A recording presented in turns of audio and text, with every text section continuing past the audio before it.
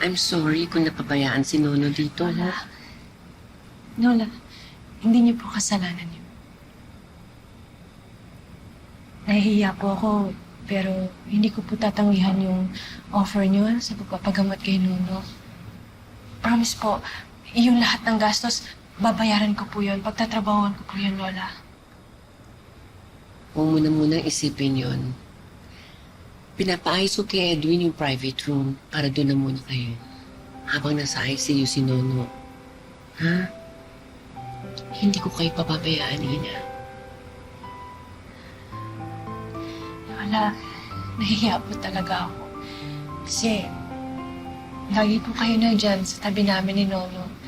Kahit hindi naman po kami kaano-ano. Una po, pinagkatiwala niyo pa sa akin lahat ng pinaghirapan niyo. Tapos ito po, hindi po kayo nagdalawang isip na tulungan kami. Kahit hindi niyo kami katulungan. Higit ka pa sa isang kadugo, Ina. Kung ano man ang meron ako ngayon, parte ka nun. Po? Ano pong ibig niyo sabihin?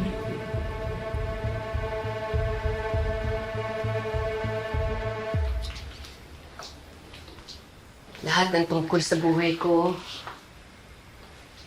sa kabuhayan ko, everything I hold dear to my heart is here, Ina.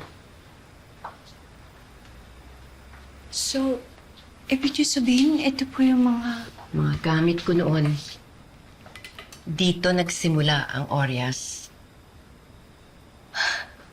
Ang galing naman po, La. Natabi niyo pa yung mga gamit na to. At lahat ng ito, gusto kong i-share sa'yo.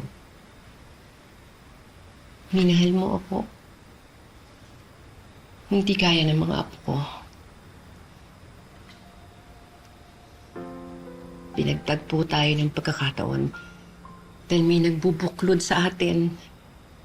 Ano pong ibig niyo sabihin na?